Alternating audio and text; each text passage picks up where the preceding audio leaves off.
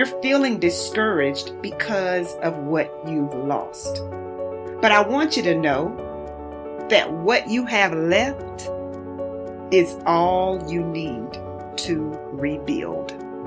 This is a new beginning for you. So this is not the time for you to slack off. This is not the time for you to go to your unhealthy coping mechanism, whatever that is for you. This is not the time for you to go into your room, turn off the lights, and pull the covers over your head. Since most people go through life not allowing themselves to step out because they don't want to let go. They don't want to be blown around. They don't want to be moved. The courage to face life's whirling wind of contradictions. The courage to love yourself. The courage to love.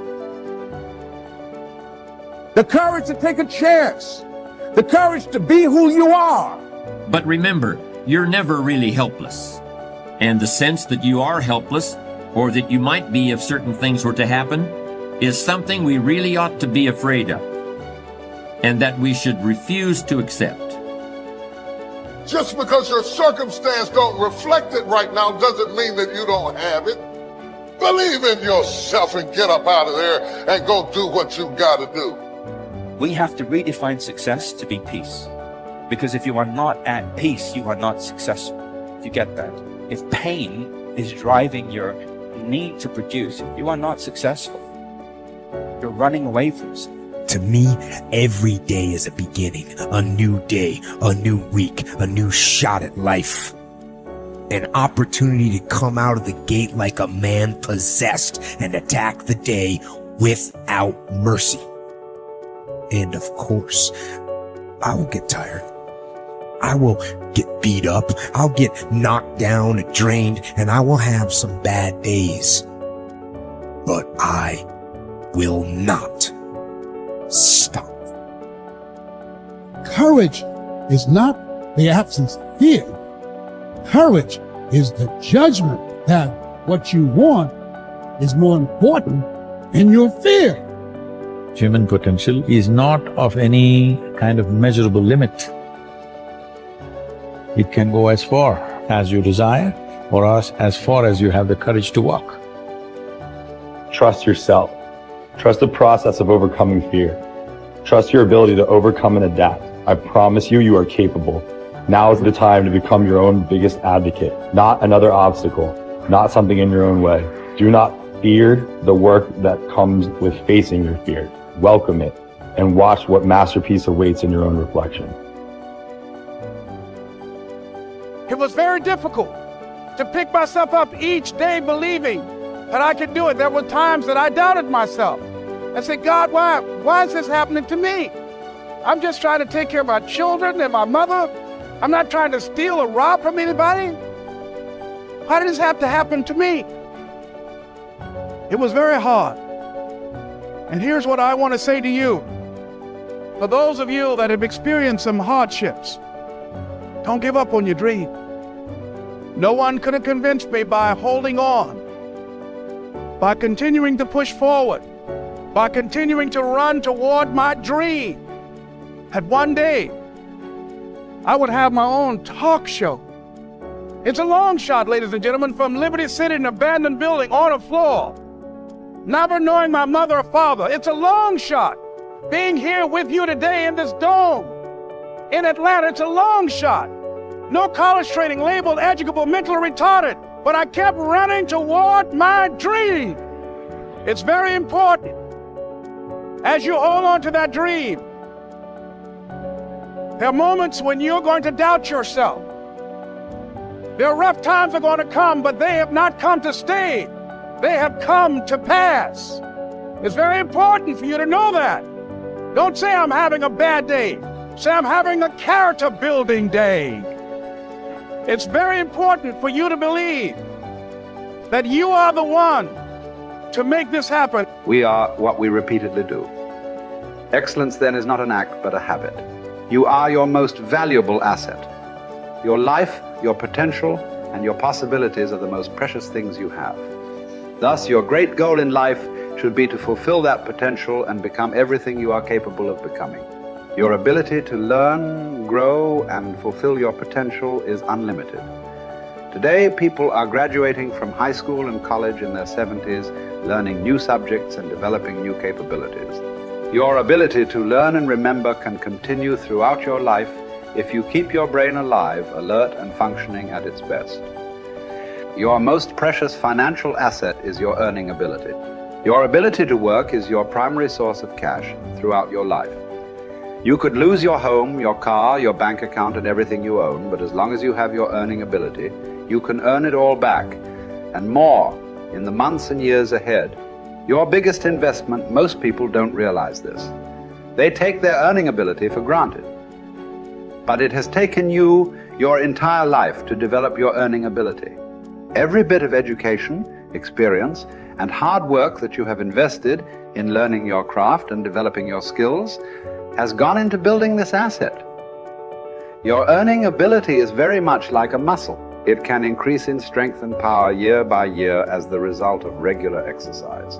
Likewise, the opposite is true too. If left alone or ignored, your earning ability, like your muscles, can become weaker or even decline because you have simply failed to upgrade it continually. In other words, your earning ability can be either an appreciating or a depreciating asset. What got you here won't get you any further. Some people are actually losing value each year, declining in earning ability because they are not continually upgrading their knowledge and skill. They don't realize that whatever knowledge and skill they have today is rapidly becoming obsolete. It is being replaced by new knowledge and skills that, if you don't have them and someone else does, you will be in danger of being overtaken by your competition. The achievement of personal excellence is a decision you make, or that you fail to make. But in the absence of a commitment to excellence in your chosen field, you automatically default to average performance, or even mediocrity. No one becomes excellent accidentally or by just going to work each day. Excellence requires a definite decision and a lifelong commitment. Knowledge and skill are the keys to the 21st century. Becoming the best person you can possibly be and moving to the top of your field require the application of self-discipline throughout your life. Mental fitness is like physical fitness. If you want to achieve either, you must work at it all your life. You can never let up. You must be continually learning and growing. Every day, week, and month, throughout your career, and in other areas of your life. If you're going to join the top 20% and stay there, to earn more, you must learn more. Abraham Lincoln once wrote, "The fact that some have become wealthy is proof that others may do it as well." What others have done, you can do as well. If you learn how, everyone who is at the top was once at the bottom.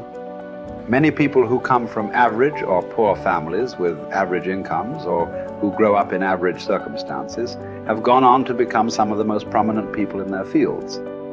And what hundreds of thousands and even millions of other people have done, you can do as well.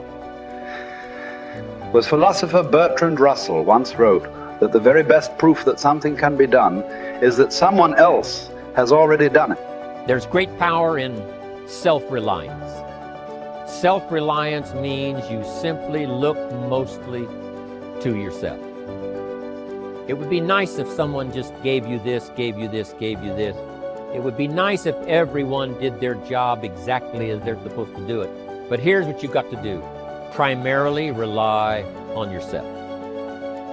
Primarily say, I'm the person responsible. And I will learn the necessary skills so that I can help people learn their skills. If I need lots of people to do certain things to build my organization, that is what I must have.